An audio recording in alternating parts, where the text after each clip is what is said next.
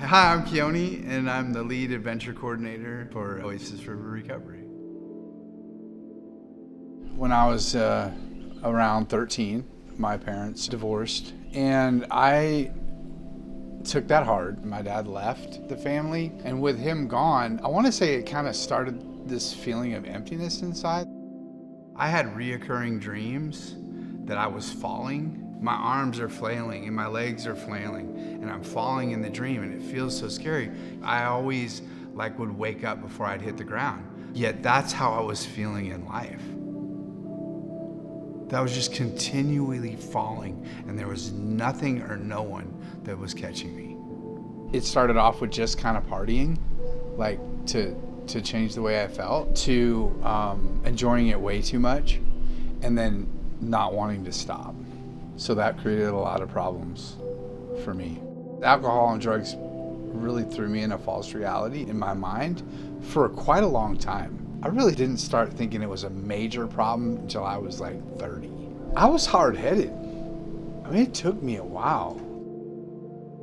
I entered treatment 11 years ago. Treatment played a big role in my recovery. It's like that feeling of being caught when you're falling. You know, in the dreams and in my life, I wasn't being caught. Yet when I went to treatment and the people there, they supported me, it felt like I had been caught for once in my life. And the treatment center that I went to, the staff, the people were there were so supporting. It gave me an opportunity to slow down. I was going so fast all the time. Even without drugs, my mind was racing all the time. A counselor in treatment said, Keone, you either slow down or you're gonna die. And really, what else do you have to lose but to try this? When I slowed down, this started quieting this peace of mind that I've never had.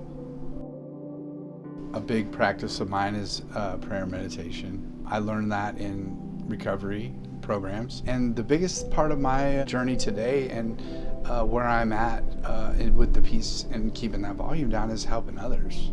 My purpose in life that I know for sure now is to help alcoholics and addicts recover from a seemingly hopeless state of body and mind.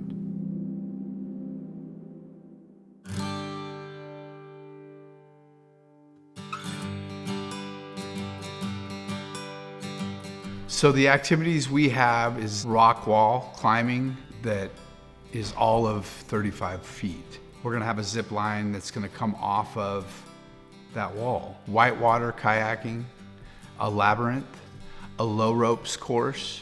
We have a sweat lodge, traditional Native American sweat lodge. We also have a medicine wheel, which is another spiritual, Native American activity that is just so hard to describe unless you experience it.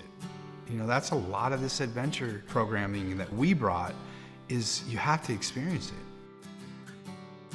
I believe exercise has so many benefits. It releases chemicals in my brain that resemble probably what I was looking for in drugs and alcohol in my life.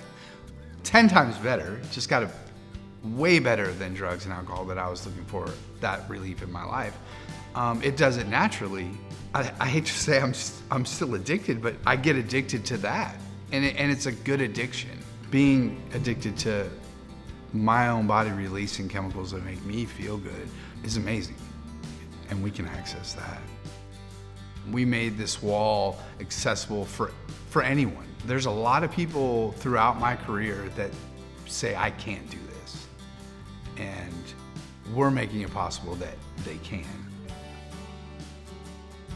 The process of building the rock wall was kind of a dream of mine because my father is a builder. So I was like, wouldn't it be cool if I could have my dad help me build this? And then to even make it even greater, they threw my son in the mix. And so you had 3 generations of Enlows building this amazing rock wall for Oasis River Recovery to enjoy. The schedule for the climbing wall will definitely be on the wall once a week. There is also a belay system on that wall where our own clients can hold each other, so the trust thing is there. I have gone through extensive certifications and time and hours put in to get the certifications is needed to be able to manage and to facilitate our course, a course like this. It's almost like the schooling it takes to get a doctorate. It's like I have the certification in adventure that it would be a doctor. Dr. Adventure. Yeah.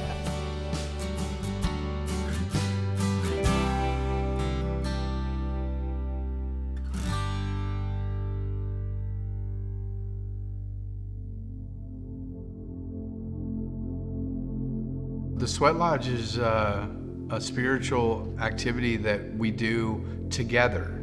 It consists of bringing hot rocks into like a hut, having water poured on, and the steam fills the aniti, which that's the hut. It's called an aniti. And you sweat and share with each other and pray. It brought me to a spiritual level that I thought wasn't possible.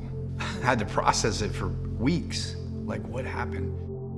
For the Lakota people, the Sweat Lodge is medicine. We burn medicines that are ancient. What it is to them is hospital. So we use some of those medicines for our healing. Sweat Lodge consists of 4 rounds. One is gratitude. Round 2 can sometimes be about, what do you want to say to your addiction? Don't hold back.